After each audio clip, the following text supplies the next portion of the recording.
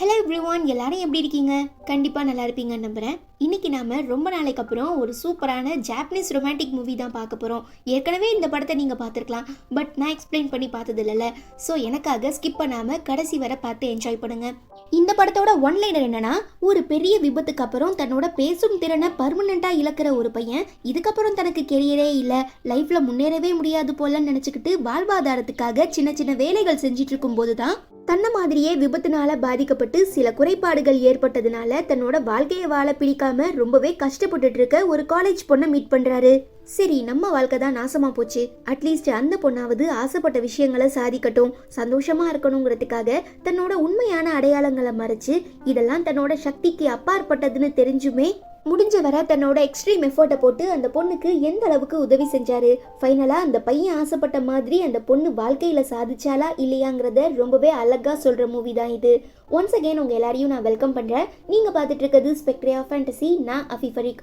இன்னைக்கு நாம 2024 வருஷம் ஒரு ஜாப்பனீஸ் ரொமான்டிக் மூவியாக ரிலீஸ் ஆன சைலண்ட் லவ் அப்படிங்கிற படத்தை பற்றின எக்ஸ்பிளனேஷன் தான் பார்க்க போகிறோம். அதுக்கு முன்னே இன்னும் நம்ம சேனலுக்கு சப்ஸ்கிரைப் பண்ணாதவங்க சப்ஸ்கிரைப் பண்ணிக்கோங்க. ஓகே, இப்போ நாம இன்னைக்கான மூவிக்குள்ளே போகலாம்.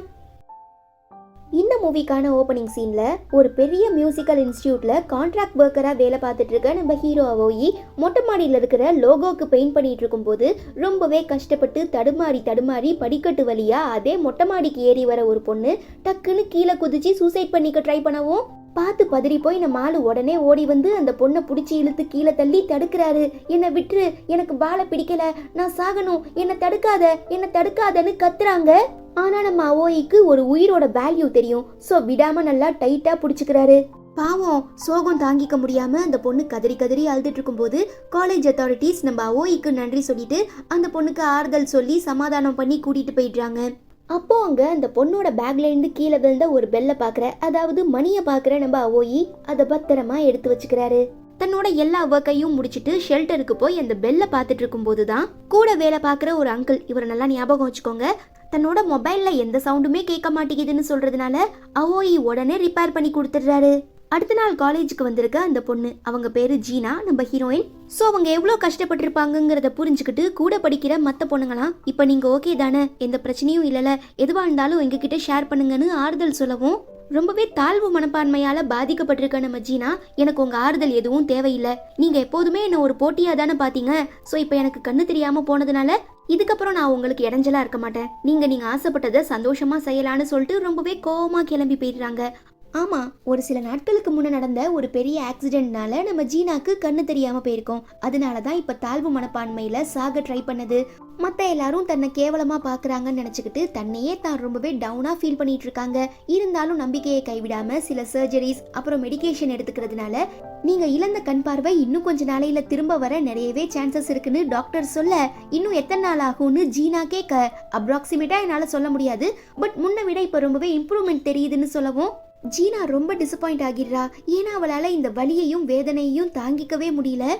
இன்னொரு சைடு நம்ம ஓய் பார்த்தோன்னா பயங்கரமான திறமையான ரஸ்லர். ஸோ பார்ட் டைமாக ரஸ்லிங் பண்ணுறது, நைட் ஆனால் ஃப்ரெண்ட்ஸ் கூட சேர்ந்து வெளியில் போய் ஜாலியாக சாப்பிட்றதுன்னு சொல்லி லைஃப்பை என்ஜாய் பண்ணிட்டு இருக்கும்போது ஒரு மோசமான கேங்ஸ்டர் குரூப் தாங்கிட்ட கடன் வாங்கினவனை தரதரன்னு இழுத்துட்டு போய் ரோட்ல வச்சு அடி பொழக்கிறத பார்த்து தாங்கிக்க முடியாம நம்ம ஓய் ஸ்ட்ரைட்டா களத்துல இறங்கி அவங்கள விட்டுருங்கிற மாதிரி தடுக்கிறாரு. ஏன்னா நம்ம ஆளுக்கு தான் பேச வராதுல.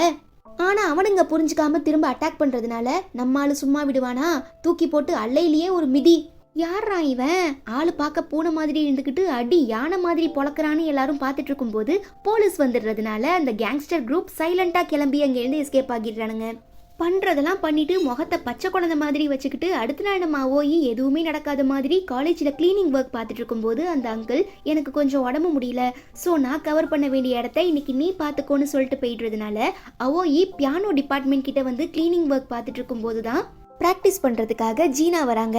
ஆக்சுவலாக அந்த இடம் ரினோவேட்டிங் ஒர்க்கில் இருக்கிறதுனால யாரும் உள்ளே போகக்கூடாதுன்னு ரூல்ஸ் இருக்கும். சம்திங் வெளியில் சொல்ல முடியாத கஷ்டத்தில் இருக்கா, டிப்ரெஷனில் இருக்காங்கிறத புரிஞ்சுக்கிட்டு நம்ம அவோயி தடுக்காமல் அப்படியே நிற்கிறாரு. ஜீனா உள்ளே உட்காந்து பயங்கரமான பெயினோடையும் வேதனோடையும் ரொம்பவே எமோஷ்னல் ஆகி அழுது பியானோ வாசிக்கிறத பார்த்து மெய் மறந்துடுறாரு.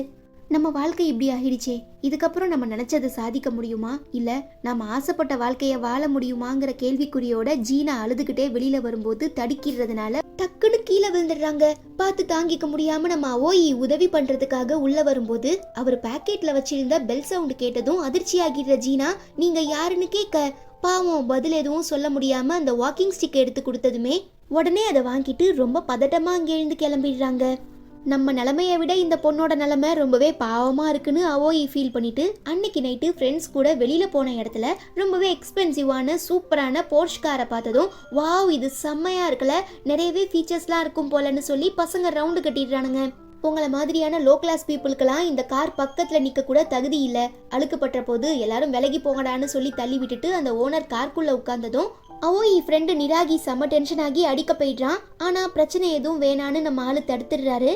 நெக்ஸ்ட் டே நம்ம அவோயி தன்னோட சைக்கிளில் காலேஜுக்கு, அதாவது இப்போ அவர் வேலை பார்த்துட்டு இருக்க இடத்துக்கு வந்துட்டு இருக்கும்போது தான் ஜீனா தன்னோட மெய்ட்ஸ் 2 பேர்கிட்ட நான் தனியாகவே காலேஜுக்கு போய்க்கிறேன், நீங்கள் யாரும் எனக்கு துணைக்கி வர வேண்டாம், என்னால் முடியும், யாரும் என்னை ஃபாலோ பண்ணாதீங்கன்னு சொல்லி பயங்கரமாக ஆர்கியூ பண்ணிட்டு தனியாக காலேஜுக்கு வரதை பார்த்துட்டு தாங்கிக்க முடியாமல் தான் சைக்கிளை தூர போட்டுட்டு அமைதியாக ஃபாலோ பண்ண ஆரம்பிக்கிறாரு.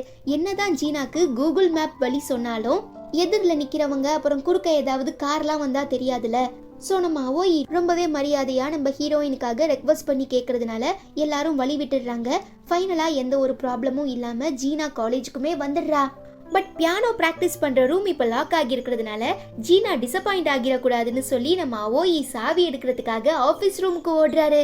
ஆனால் அதுக்குள்ள முயற்சி செஞ்சு அந்த டோரை ஓப்பன் பண்ண முடியாததுனால ரொம்பவே ஏமாற்றத்தோட ஜீனா அங்கேருந்து போகிறத பார்த்து தாங்கிக்க முடியாமல் அவோயி அவங்கள தடுக்க முயற்சி பண்ணுறாரு. ஆனால் வாயில வார்த்தைகள் எதுவும் வரல. ஸோ டக்குன்னு உடனே தன்னோட பேண்ட் பாக்கெட்டில் இருக்கிற அந்த பெல் எடுத்து சத்தம் கொடுக்கவும் ஜீனா திரும்பி பார்த்து நீங்கள் யாருன்னு கேட்க திரும்ப அந்த பெல்லை அடிச்சு பியானோ ரூமை திறந்து விட்டதும் உடனே புரிஞ்சுக்கிட்டு உள்ள போய் வழக்கம் போல பியானோ பிராக்டிஸ் பண்ண ஆரம்பிக்கிறாங்க. கட் பண்ணா அன்னைக்கு நைட்டு நம்ம ஹீரோ ஃப்ரெண்ட்ஸ் கிட்ட பிரச்சனை பண்ணால அந்த போர்ஷ் காரோட ஓனர், அவன் பேரு அசூமி. அவனுமே ஒரு ரொம்ப திறமையான பியானிஸ்ட், அது மட்டும் இல்லாம பயங்கரமான கேம்லிங் அடிக்டட். ஸோ கொஞ்ச நாளைக்கு முன்னால நம்ம ஹீரோ தடுத்து நிறுத்தினார்ல ஒரு கேங்ஸ்டர், அந்த கேங்ஸ்டருக்கு சொந்தமான கேம்லிங் சென்டர்ல பயங்கரமா கேம்லிங் விளையாடி நிறைய லாஸ் ஆகி கடன் பட்டிருப்பான். ஸோ அந்த கேங்ஸ்டரே நேரா வந்து அசூமி கிட்ட நீ எனக்கு இவ்வளோ காசு கடன் கொடுக்கணும், இல்ல நான் உன்னை சும்மா விட மாட்டேன்னு மிரட்ட. நீலாம் ஒரு காலத்துல ரோட்ல பிச்சை எடுக்காத குறையா சுத்திட்டு இருந்த, அப்புறம் எப்படியோ லக்கடிச்சு தான் இந்த இடத்த வாங்கின, இப்ப எனக்கு எதிராக நின்று பேசுற அளவுக்கு நீ பெரிய ஆளா ஆயிட்டியா, இன்னும் எத்தனை நாளைக்கு இப்படி ஆட்டம் போடுவேன் நீனு, கூடிய சீக்கிரம் இது எல்லாத்துக்குமே நான் ஒரு ஃபுல் ஸ்டாப் வைக்கிறேன்னு ரொம்ப கெத்தா மாசான டைலாக்லாம் பேசிட்டு வெளியில வரான். இங்க நம்ம ஜீனா பிராக்டிஸை முடிச்சுட்டு வெளியில வரும்போது திரும்ப தடுக்கி விட்டுறதுனால கையில வச்சிருந்த வாக்கிங் ஸ்டிக் கீழே விழுந்ததும் வழக்கம் போல நம்ம அவோயி எடுத்து கொடுக்கும் போது அந்த பெல் சவுண்டு கேட்டதுமே ஒரு நிமிஷம் இரு, அந்த பெல் என்னோடது தானேன்னு கேட்க உடனே அவோயி திரும்ப கொடுக்குறாரு. இல்ல வேணாம், உண்மையாவே எனக்கு இந்த சத்தம் சுத்தமா பிடிக்காது, நீங்களே வச்சுக்கோங்க.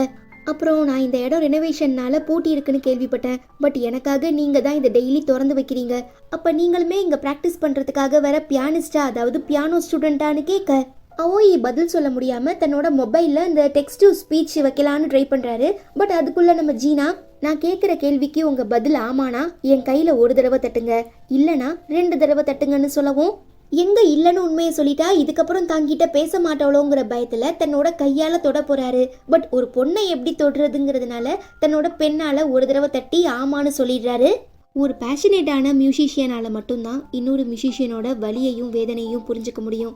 ஸோ எனக்கு உதவி பண்ணதுக்கு ரொம்ப தேங்க்ஸ். அது மட்டும் இல்லாமல் இனி எல்லா சனிக்கிழமையும் எனக்காக இந்த டோரை ஓப்பன் பண்ணி வைக்க முடியுமான்னு கேட்க உன்னோட ஆசையை நிறைவேற்ற நான் என்ன வேணாலும் செய்ய ரெடியாக இருக்கேன்னு சொல்லி நம்ம ஹீரோ ஆமான்னு ஒரு தடவை டச் பண்ணதும் ரொம்ப தேங்க்ஸ், பை த வே என்னோட பேரு ஜீனாமிகா, உங்கள் பேர் என்னன்னு கேட்க நம்ம ஆள் எழுதுறாரு. உடனே புரிஞ்சுக்கிட்டு ஓகே மிஸ்டர் அவோயி, கூடிய சீக்கிரம் நீங்கள் பியானோ வாசிக்கிறத நான் கேட்க ரொம்ப ஆர்வமாக காத்துட்ருக்கேன்னு சொல்லிட்டு ஜீனா கிளம்பிடுறா.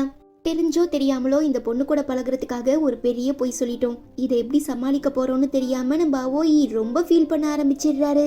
தென் நம்ம ஜீனா கிட்ட அவங்க டீச்சர்ஸ் 2 பேரு இன்னும் 6 மாசத்துல ஒரு முக்கியமான எக்ஸாம் இருக்கு, அதுதான் உங்க ஃபியூச்சரையே நிர்ணயிக்கும், பட் இப்போ உனக்கு கண்ணு தெரியாததுனால கண்டிப்பா உன்னால ஒரு சக்சஸ்ஃபுல் பியானிஸ்டா ஆக முடியாது, பேசாம நீ அதுக்கு பதிலா உன்னோட மேஜரை மாத்திட்டு மியூசிக்கல் இன்ஸ்ட்ரக்டரா, அதாவது இந்த ஆர்கெஸ்ட்ராக்கு முன்னால் நின்று ஒருத்தர் கையில குச்சி வச்சுக்கிட்டு இப்படி அப்படி மெட்டு கட்டுவாங்கல்ல அந்த இன்ஸ்ட்ரக்டருக்கான எக்ஸாம் எழுதுனா என்னன்னு கேட்க தன்னோட குறைபாட்டை ஒரு காரணமா வச்சு எக்காரணத்தை கொண்டும் தன்னோட கனவையும் ஆசைகளையும் விட்டு கொடுக்க கூடாதுங்கிறதுக்காக இது என்னோட லைஃப், என்னால என்ன முடியும் என்ன முடியாதுங்கிறது எனக்கு தெரியும், நீங்க சொல்லணும்னு எந்த அவசியமும் கிடையாது.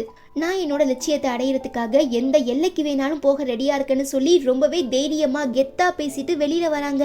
ஆனா அவங்களுக்குள்ளேயே ஒரு சின்ன தடுமாற்றம். நம்மளால இது முடியுமான்னு யோசிக்கும் போது டக்குன்னு அவங்க வந்த வழி மாறிடுது. நிறையவே அங்க கூட்டம் மக்கள் இருக்கிறதுனால தான் போக வேண்டிய பாதையை கண்டுபிடிக்க முடியாம ரொம்பவே ஸ்ட்ரகிள் பண்ணி நடு ரோட்டுக்கு வந்துடுறாங்க.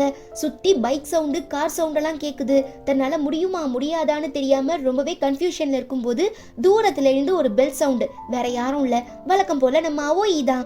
ஸோ கையில் வச்சிருக்க பெல்லை ரிங் பண்ணுறதுனால அந்த சத்தத்தை கேட்டு உஷாராகிற ஜீனா அதை ஃபாலோ பண்ணி பத்திரமா திரும்ப தனக்கான பாதையை கண்டுபிடிச்சி வராங்க. இன்னொரு சைடு பயங்கரமான பண பிரச்சனையில, கடன் பிரச்சனையில மாட்டிக்கிட்டே நம்ம முன்னாள் பணக்கார திமிரு பிடிச்ச அசூமி ஒரு முக்கியமான கெஸ்ட் லெக்சர் ப்ரோக்ராமுக்காக நம்ம ஜீனா படிக்கிற காலேஜுக்கு வந்து பயங்கரமா பியானோ வாசிக்கிற அவரோட திறமையை பார்த்து வாயடைச்சு போயிடுற நம்ம அவோயி இவரால் மட்டும்தான் தனக்கு உதவி பண்ண முடியுங்கிறத புரிஞ்சுக்கிட்டு டைரக்டாவே போய் டெய்லி 1 மணி நேரம் ஒரு பொண்ணுக்கு முன்ன உட்காந்து நீங்க பியானோ வாசிச்சீங்கன்னா உங்களுக்கு நான் எவ்வளோ காசு வேணா தர ரெடியா இருக்கேன்னு சொல்ல, என்னை பார்த்தா உனக்கு என்ன பஞ்சத்துக்கு பியானோ வாசிக்கிற மாதிரி தெரியுதா? நான்லாம் பேஷனேட்டான ஹை கிளாஸ் பியானிஸ்ட். ஸோ ரொம்ப காஸ்ட்லி. கண்டிப்பாக என்ன அஃபோர்ட் பண்ணுற அளவுக்கு உன்கிட்ட வசதி இருக்காது. ஸோ என் நேரத்தை வேஸ்ட் பண்ணாத, நகர்ந்து போடா ஃபுல்னு வழக்கம் போல் ரொம்பவே ரூடாக திமிரா பிஹேவ் பண்ணிட்டு போயிடுறான். பாவம் நம்ம ஓய் ரொம்ப ஃபீல் பண்ண ஆரம்பிச்சிடுறாரு. என்னதான் அசூமி அங்க ரொம்பவே கெத்தா திமுறா பேசிட்டு வந்திருந்தாலும் இங்க கேம்லிங் சென்டர்ல எல்லாரும் சேர்ந்து அவனை ரவுண்டு கட்டி உட்கார வச்சு இன்னும் 1 மாசத்துக்குள்ள நீ எங்களுக்கு கொடுக்க வேண்டிய $3 மில்லியன் திரும்ப தரலனா உன் தலை கால் எல்லாரையும் தனித்தனியா பிச்சு பாட்டில்ல ஊறுகாவா போட்டு சைனாக்கு அனுப்பிடுவோன்னு மிரட்ட, இப்ப வசமா மாட்டிக்கிட்ட அசூமி அடுத்து என்ன பண்றதுன்னு தெரியாம பைத்தியக்கார மாதிரி தெரு தெருவா அலைஞ்சிட்டு இருக்கும் போது அவோயி மறுபடியும் ஃபாலோ பண்ணி வந்து ப்ளீஸ் எனக்காக ஒரே ஒரு நாள் வாசிச்சு காட்டுங்க, எவ்வளோ காசு வேணாலும் நான் தர ரெடியா இருக்கேன்னு மொபைல்ல இருக்கிற டெக்ஸ்ட் டு ஸ்பீச் ஆப் மூலமா ரொம்பவே ரெக்வஸ்ட் பண்ணி கெஞ்சி கேட்கறதுனால கடன் பிரச்சனையில மாட்டிக்கிட்ட தனக்குமே இதை விட்டா வேற வழி இல்லைங்கிறத உணர்ந்து நான் ரொம்ப காஸ்ட்லி, ஸோ ஒரு நாளைக்கு 10,000 yen சார்ஜ் பண்ணுவேன்னு அசூமி சொல்ல, என்னால் அவ்வளோலாம் முடியாது, வேணும்னா 1 மணி நேரத்துக்கு 1000 yen தரேன்னு அவோயி சொல்லவும், உனக்கும் வேணாம் எனக்கும் வேணாம், ஃபைனலாக 1 மணி நேரத்துக்கு 5000 yen கொடுன்னு அசூமி கேட்க அவோயியுமே தர ஒத்துக்கிட்டு, பட் எக்காரணத்தை கொண்டும் நீங்கள் அந்த பொண்ணுக்கிட்ட பேசிடக்கூடாது, உங்கள் அடையாளத்தை ரிவீல் பண்ணக்கூடாதுன்னு சொல்ல அசூமியுமே புரிஞ்சுக்கிட்டு அடுத்த நாள் பிளான் பண்ண மாதிரி அவோயி கிட்டே இருந்து காசு வாங்கிட்டு ஜீனாக்காக வாசிச்சு காட்டுறாரு. அவ்வளோதான், அந்த மென்மையான இசையை கேட்டதும் ஜீனா மயங்கிடுறா, மெய் மறந்து போயிடுறா. அதுக்கு மேல அசூமி அவங்கள பார்த்ததுமே அவனுக்கு லவ் அட் ஃபர்ஸ்ட் சைட் ஆகியிருக்கும். ஸோ அவோய் கிட்டே இருந்து வாங்கின காசை விட பயங்கரமா பர்ஃபார்மன்ஸ் பண்ணி ஜீனாவை கவர் பண்ணிடுறான். பாவம், இது எதுவும் தெரியாம புரியாம நம்ம அப்பாவி அவோயி தனக்கு பிடிச்ச பொண்ணு சந்தோஷமா இருக்கிறத பார்க்கணுங்கிறதுக்காக எல்லாமே செய்யறாரு. ஃபைனலா அசூமி அங்கேருந்து கிளம்புனதுக்கு அப்புறம், இன்னைக்கு நீங்க வாசிச்ச நோட்ஸ் நிஜமாவே ரொம்ப நல்லா இருந்தது, நான் இதே மாதிரி டெய்லி கேட்க ஆசைப்படுறேன்னு ஜீனா சொல்ல, நீ கேட்டா நான் மலையவே ஒரு கையில தூக்க ரெடியா இருக்கேன், இதை நான் செஞ்சிட மாட்டேனான்னு மனசுல நினைக்கிறேன் நம்ம அவோயி. டெய்லி அசூமி அழைச்சிட்டு வந்து வாசிக்க வைக்கணும்னா அதுக்கு நிறையவே காசு தேவைப்படும்னு சொல்லி தன்னோட ஃப்ரெண்டு கிட்ட மறைமுகமா ஏதாவது பார்ட் டைம் ஜாப் இருந்தா சொல்லுன்னு கேட்கவும், நிராகி தான் கேர்ள் ஃப்ரெண்ட் அப்பா கோடவுன்லயே லோட்மேன் மூட்டை தூக்குற வேலை வாங்கி கொடுத்துடுறாரு. ஸோ பகலா தூங்காம ரொம்பவே கஷ்டப்பட்டு கிடைக்கிற எல்லா வேலையும் செஞ்சு கடினமா உழைச்சி நிறைய காசு சம்பாதிச்சு தனக்கு பிடிச்ச பொண்ணு ஆசைப்பட்டாங்கிற ஒரே காரணத்துக்காக டெய்லி அசூமிக்கு நிறையவே காசு கொடுத்து தன்னோட இடத்துல இருந்து வாசிக்க வைக்கிறான். ஆனா அந்த படுபாவி வந்த வேலையை விட்டுட்டு உஷார் பண்றதுக்காக பயங்கரமான நோட்ஸ் எல்லாம் வாசிச்சு காட்டவும் அவ்வளோதான், ஜீனா இம்ப்ரெஸ் ஆகிடுறா. ஆனா இது எதுவுமே நம்ம அவோயி மரமண்டையில கொஞ்சம் கூட ஏறல. Full and full Jeena Jeena Jeena மட்டுமே இருக்கிறதுனால அவளை சந்தோஷமா பாத்துக்கணும்னு சொல்லி பகலா தூங்காம ரொம்ப கஷ்டப்பட்டு உழைக்கிறான். இதனோட விளைவா ஒரு நாள் காலையில நல்லா அசந்து தூங்கி எழுந்திருச்சு பார்த்தா மணி 11. ஐயோ, நமக்காக ஜீனா வெயிட் பண்ணுவாளே, அசூமிக்கு காசு கொடுத்து வாசிக்க வைக்கணுமேனு சொல்லி பதறி போய் நம்ம ஆளு காலேஜை நோக்கி ஓடுறாரு. ஆனா இங்க வாங்கின காசை விட பயங்கரமா கூவிட்டு இருக்க அசூமி அவருக்கு முன்னாலேயே ஸ்பாட்டுக்கு வந்து பயங்கரமா வாசிக்கிறதுனால ஜீனா ரொம்ப இம்ப்ரெஸ் ஆகி சேர்ந்து வாசிக்க ஆரம்பிக்கிறா. 2 பேருக்கு நடுவுல ஒரு நல்ல ரிதம், ஒரு நல்ல கெமிஸ்ட்ரி உண்டாகிறதுனால அந்த ஃபுல் ஆடிட்டோரியமே இசையால நிரம்பி வழியுது. ஜீனா முகத்துல அப்படி ஒரு சந்தோஷம். ஆனா இவங்க 2 பேருக்கு நடுவுல இருக்கிற கெமிஸ்ட்ரிய பார்த்து தெரிஞ்சுக்கிட்டதும் அவ்வளோதான், நம்ம அவோயியோட குட்டி இதயம் சுக்குநூறா உடஞ்சு போயிடுது. இருந்தாலும் ஜீனா சந்தோஷமா இருக்கணும், அவ ஆசைப்பட்டது எல்லாமே நடக்கணும், அவ லட்சியத்தை அடைய நான் என்னால முடிஞ்ச எல்லா உதவிகளையும் பண்ணுவேன், எங்கிருந்தாலும் வாழ்கன்னு வாழ்த்துறாரு. அப்போ ஒரு முக்கியமான விஷயத்தை பத்தி பேசுறதுக்காக காலேஜ் கேம்பஸ்குள்ள வர நம்ம நிராகி எல்லார்கிட்டயும் அவோகி எங்க இருக்கான்னு கேட்டு விசாரிச்சிட்டு இருக்கும்போது அங்கிள் பார்த்துட்டு, நீ யாரு? அவோகியோட ஃப்ரெண்டா? இப்ப அவன் ரொம்பவே தப்பான வழியை செலக்ட் பண்ணியிருக்கான். போயும் ஒரு பொண்ணுக்காக அவன் இவ்வளோ மெனக்கேடுறதை என்னால் ஏற்றுக்க முடியல. இதே எஃபர்ட்டை அவன் கெரியருக்காக பயன்படுத்தினா கண்டிப்பாக ஃப்யூச்சரில் ஒரு பெரிய ரெஸ்லராக வருவான். ஸோ நீங்கள் தான் அவன் மனசை மாற்றி எப்படியாவது ஒரு நல்ல வழிக்கு கொண்டுட்டு போகணுன்னு அட்வைஸ் பண்ணி கெஞ்சுறாரு. நிராகிக்கு ஒன்றுமே புரியல. பிகாஸ் அவனுக்கு தெரிஞ்சவரை அவோயி ரொம்பவே அமைதியான நல்ல பையன். ஸோ இப்படி திடீர்னு ஒரு பொண்ணுக்காக அவன் இவ்வளோ எஃபோர்ட் எடுக்கிறான்னு எல்லாரும் சொல்கிறத கேட்டு அவனுக்கு என்ன பண்ணுறதுன்னு தெரியாமல் கன்ஃபியூஷனில் இருக்கும்போது தான் அவோயி தன்னோட கையால் அசூமிக்கு நிறைய பணம் கொடுக்கறத பார்த்துட்டு என்னவா இருக்குங்கிறத தெரிஞ்சுக்கிறதுக்காக அவனை ஃபாலோ பண்ணி போனால் அவன் ஸ்ட்ரைட்டாக கேம்லிங் சென்டருக்குள்ளே நுழையிறான். உள்ளே போக ஆக்சஸ் இல்லாமல் வெளியில் நின்றுட்டு இருக்கும்போது அந்த இடத்தோட ஓனரான கேங்ஸ்டர் வந்ததும் அவன்கிட்ட விசாரிச்சதுக்கு அப்புறம் தான் இப்போ அசூமி எவ்வளோ பெரிய கடன் பிரச்சனையில மாட்டிக்கிட்டு இருக்கான். இதுக்காக தான் அந்த பொண்ணை ஒரு பகடக்காயாக பயன்படுத்தி தன்னோட ஃப்ரெண்டான அவோயி கிட்டே இருந்து நிறைய காசு வாங்கிட்டு வந்து திரும்ப இங்கே கொடுத்துட்டு இருக்காங்கிற எல்லா உண்மையும் நிராகிக்கு புரிய வருது.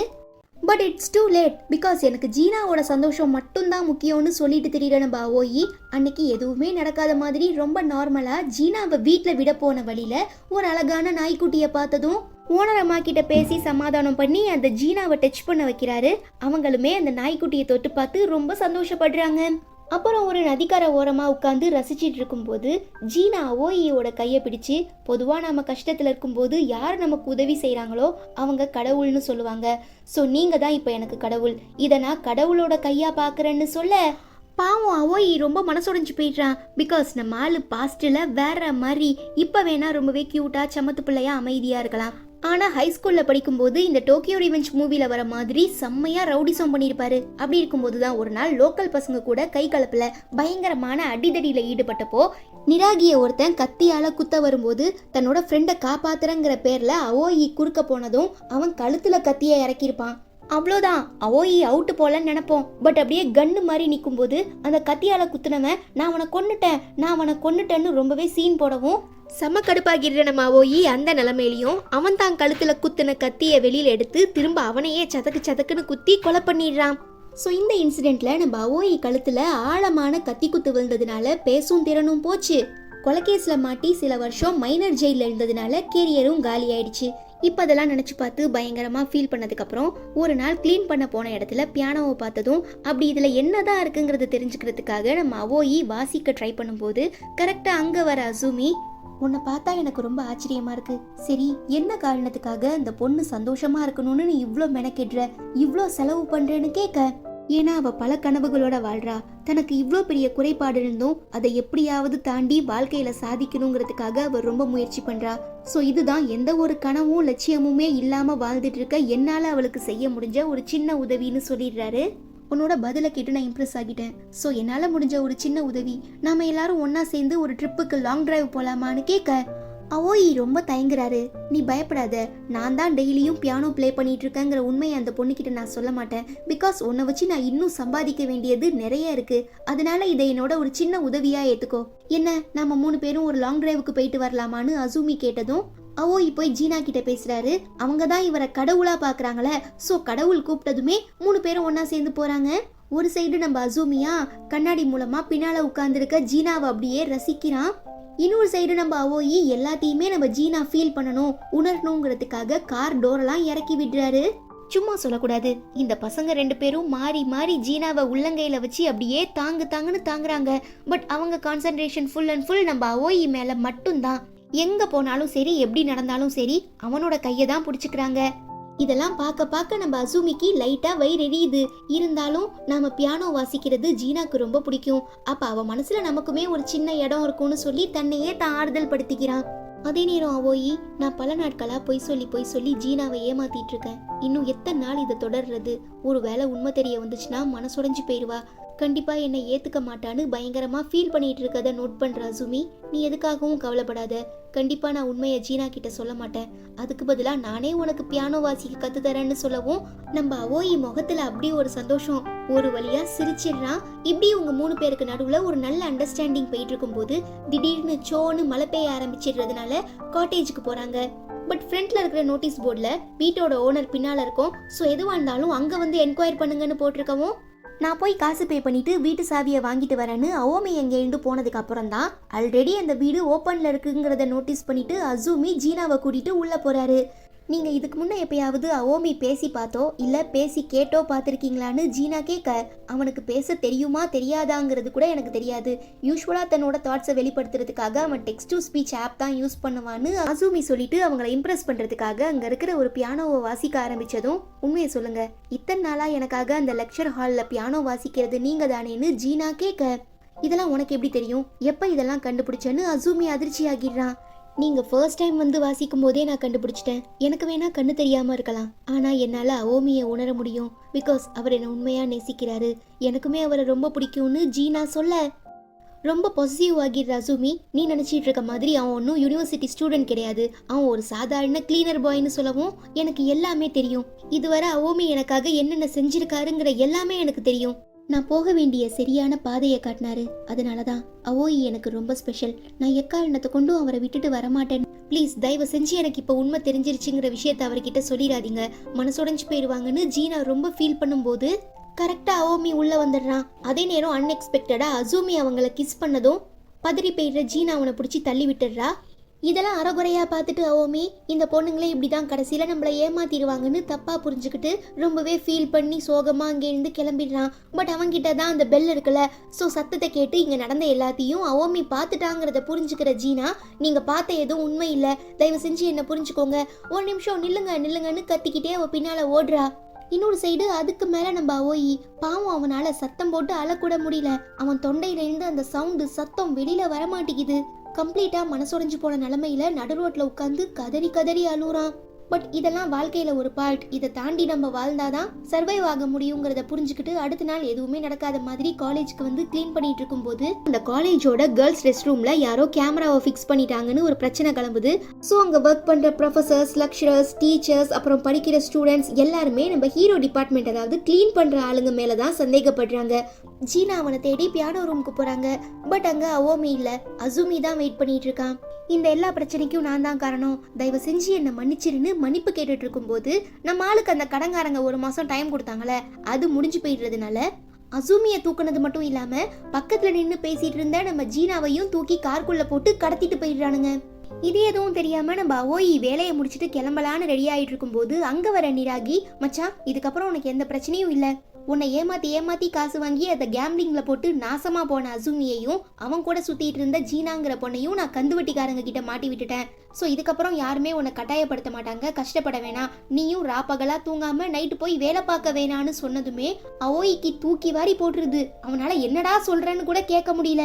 பட் ஜீனா இப்போ ஒரு பெரிய பிரச்சனையில மாட்டிக்கிட்டாங்கிறத புரிஞ்சுக்கிட்டு அவனை தள்ளி விட்டுட்டு அவனோட வண்டியை எடுத்துட்டு வெளியில வராரு. அப்பன்னு பார்த்து போலீஸ் அவனை ஸ்டாப் பண்ணி, உங்க காலேஜ்ல ஏற்கனவே கேமரா பிரச்சனை போயிட்டு இருக்கு, பிளஸ் ரீசெண்டா ஒரு பொண்ணை வேற கடத்திருக்காங்களாம், இதை பத்தி உங்களுக்கு ஏதாவது தெரியுமான்னு கேட்க, அடே என் ஆளை காப்பாத்ததான் நான் முயற்சி பண்ணிட்டு இருக்கேன்னு சொல்லி ஹீரோ வண்டியை முறுக்கிறாரு. பட் திரும்ப போலீஸ் அவனை தடுத்து இவன் முன்னுக்கு பின் முரணா நடந்துக்கிறதுனால பழைய ரெக்கார்ட்ஸை செக் பண்றாங்க.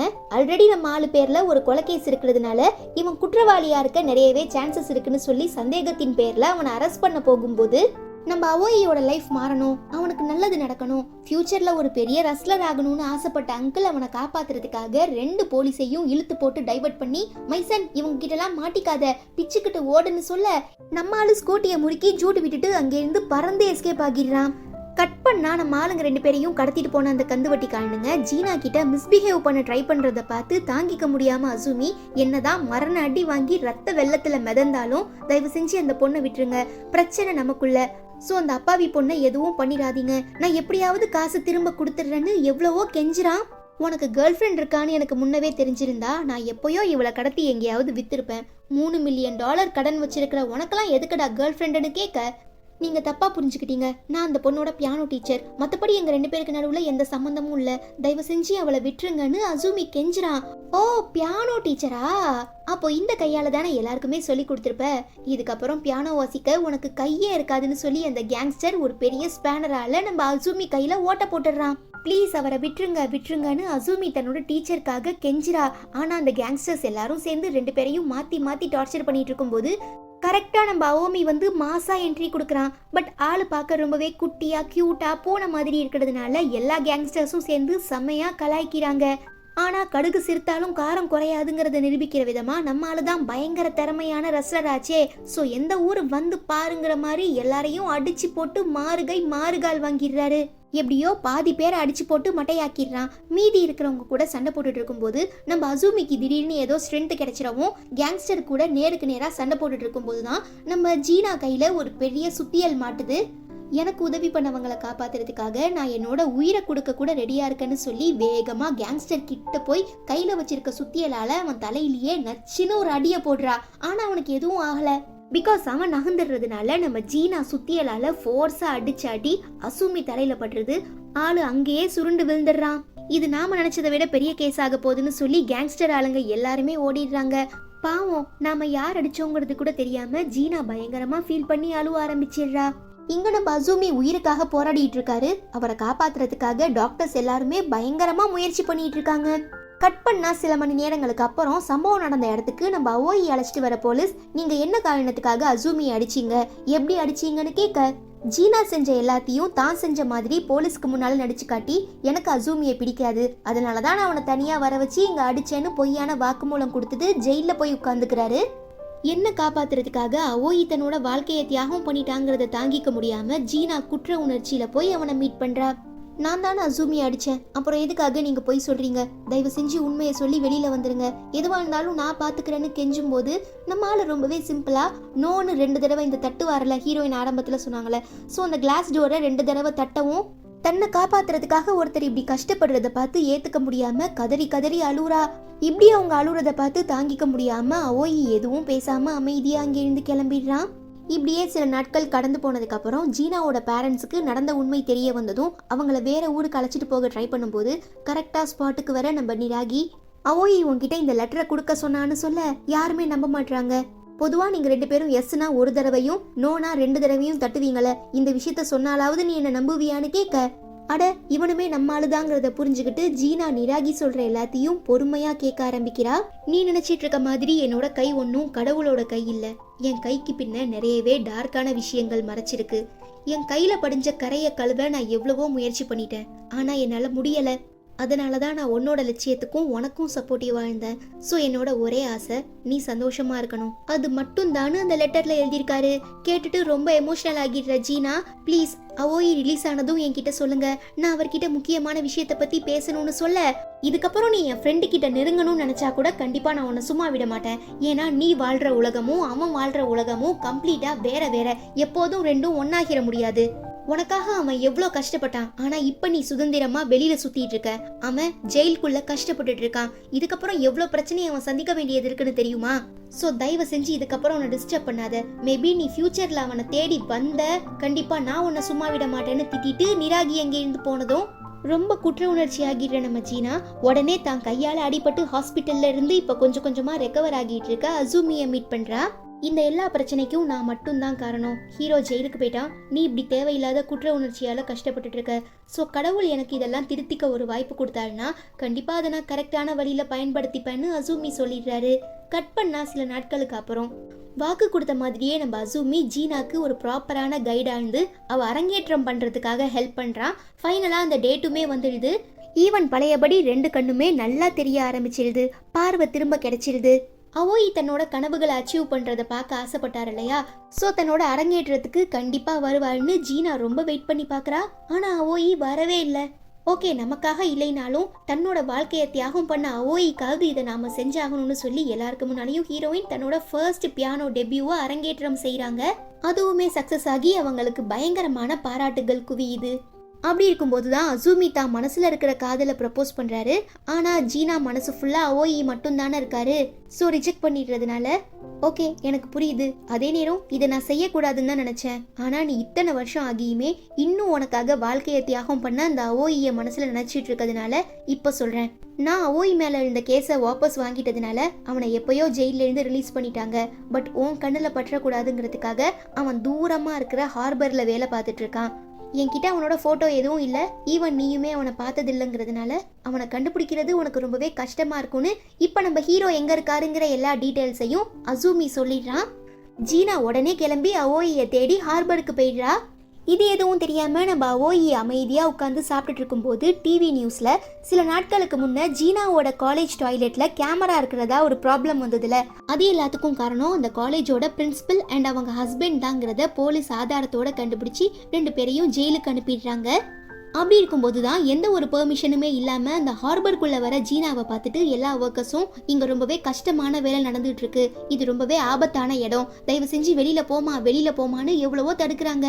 ஆனால் அவங்க விட்டு தரதா இல்லை, இங்கே தான் என்னோட அவோயி இருக்காரு, அவர் எப்படி இருப்பாருங்கிறது கூட எனக்கு தெரியல, ஆனால் என்னால் உணர முடியுது, தயவு செஞ்சு அவோயி வெளியில் வாங்கன்னு கதறா. இதெல்லாம் நம்ம அவோயி பார்த்துட்டு தான் இருக்கான். பட் எங்கே திரும்ப தன்னால் ஹீரோயினுக்கு ஏதாவது பிரச்சனை வந்துருமோங்கிற பயத்தில் தன்னைத்தானே மறைச்சிக்கிறாரு. ஏன்பா உன்னோட பேருமே அவோயி தானேன்னு கூட வேலை பார்க்குற ஒருத்தர் கேட்க நம்மால் மிரண்டு போயிடுறான். இதை கேட்ட ரெஜினா, அவோயி நீ இங்கே தான் இருக்கியா, ப்ளீஸ் வெளியில் வான்னு கெஞ்சவும், இதுக்கப்புறம் இங்கே இருந்தால் கண்டிப்பாக மாட்டிப்போன்னு சொல்லி நம்ம ஆள் பயந்து போய் எஸ்கேப் ஆக ட்ரை பண்ணும்போது ஜீனாவோட பெல்லு ஒன்று அவர்கிட்ட இருந்ததுல, அது பக்கத்தில் இருந்த ஒருத்தரோட ட்ரெஸ்ஸில் மாட்டி அருந்து கீழே விழுந்துடுது. எங்கே கீழே குனிஞ்சி எடுத்தா மாட்டிப்போமோன்னு நம்ம ஆள் நைஸாக எஸ்கேப் ஆக பார்க்குறாரு. சத்தத்தை கேட்டு ஜீனா அதை எடுக்க வரும்போது ஒரு பெரிய ட்ரக் அந்த வழியாக வரவும் ஜீனாக்கு எதுவும் ஆகிடக்கூடாதுங்கிறதுக்காக தன்னோட உயிரை பணயமாக வச்சு அந்த இடத்துல நம்ம ஆள் ஒரு டைவை போட்டு ஜீனாவை பத்திரமா காப்பாற்றிடுறாரு. எல்லாத்தையும் உணர்ந்து அப்போ நீங்கள் தான் என்னோட அவோயியான்னு கேட்க வழக்கம் போல ஒரு தடவை அவங்க கையில தட்டி ஆமா நான் தான்னு கன்ஃபார்ம் பண்ணதும் ஒரு செகண்ட் கூட யோசிக்காம சந்தோஷத்துல 2 பேரும் கிஸ் பண்ணிக்கிறாங்க. அவ்வளோதான், இதோட இந்த மூவியுமே ரொம்ப ஸ்வீட்டா ரொமான்டிக்கா முடியுது.